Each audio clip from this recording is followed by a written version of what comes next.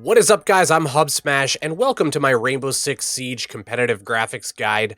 When you're playing a competitive shooter, you tend to want to maximize your FPS, but at the same time, you want to make the game look as good as it can, and those of us with 120 or 144 hertz monitors are going to want to get as close to that level as we can. With Rainbow Six Siege, it's a little bit difficult because the game is fairly resource intensive. Not hugely, but for something like a 970, I have problems getting up there without really sacrificing the image quality. So what I wanted to do in this video was go over my settings, why I use them, and hopefully you guys find it helpful. If you have any questions, make sure to leave it in the comments. Alright, so let's get into it. We're going to go into our display settings first. And we're going to look at this. We got display mode. You're going to want this on full screen. I have it on borderless just because I'm working on the video, but you're going to want this on full screen. Vsync off. You don't need to lose frames for, to synchronize between your monitor and your video card. It's just not necessary, and Vsync will give you those frames back, and it will also allow you to reduce input lag and things like that. Field of view, you want it 90 for sure. This will increase your visibility. And for the graphics settings, the meat and potatoes. For texture quality, I set it to very high.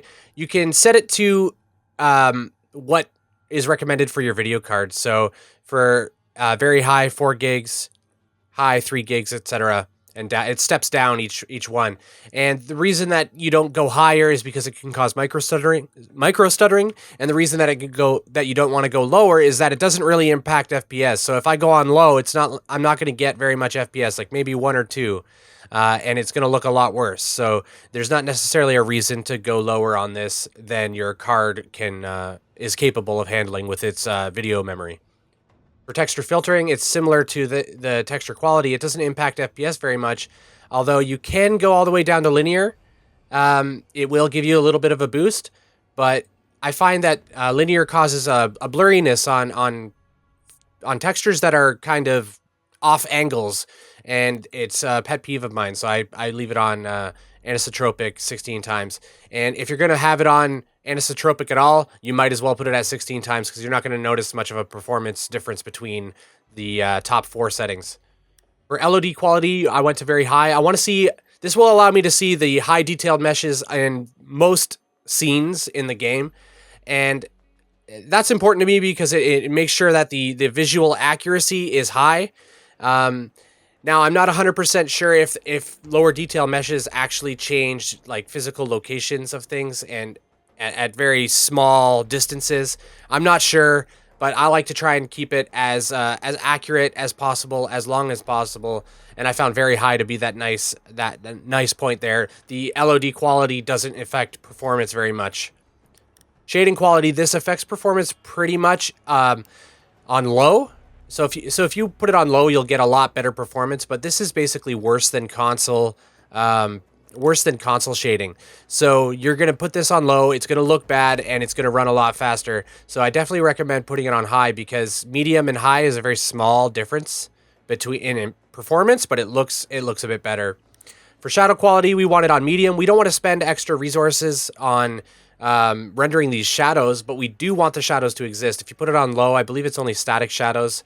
So what you want to do is still have those dynamic shadows existing because they can provide tips to where enemies are and things like that. So you want it on medium for that. Reflection quality we want on low because we don't really care about reflections.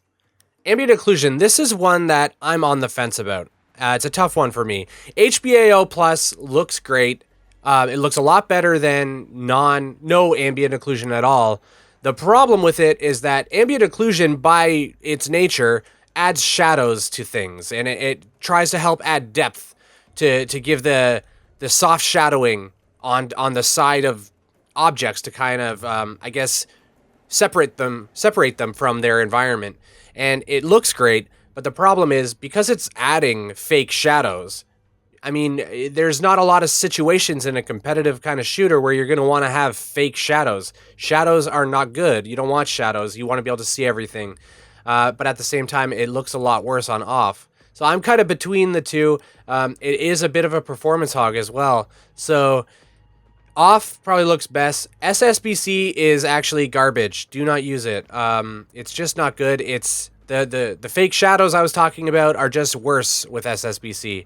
So use HBAO Plus, which is made by NVIDIA, or leave it off. SSBC is just no good. Hopefully Ubisoft fixes that, but it's just no good right now, unfortunately. For lens effects, you want them off. There's no reason for you to bother with lens effects. You don't need these little things distracting you from what you're trying to do when you're trying to shoot somebody. Zoom in, depth of field. There's no reason to blur anything for that. That's all that does, is it adds a little bit of a blur. It's a very subtle blur, so you can leave it on if you like it, but I definitely don't see a need for this at all in a competitive environment. And it does save a little bit of FPS for these two settings here. For post-process anti-aliasing, you want it on FXAA or off. You do not want it on TAA. The temporal post-processing is a lot more resource intensive, and it doesn't look much better. Well, it does look better, but it's not worth it. For multi-sample anti-aliasing, you want to do temporal filtering. You could do MSAA if you have a beastly card or a couple beastly cards. Like, you could do these, but honestly, these are just gonna disintegrate performance. It's gonna cut it in half and stuff like that.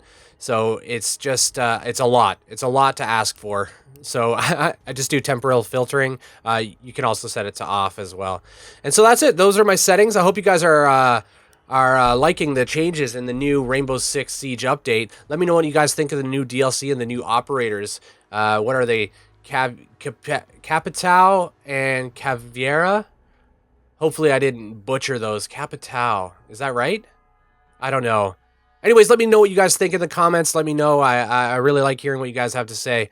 Thanks so much for watching. I appreciate it very much. Click that like button if you like the video and consider subscribing. Thanks again, guys, and take care.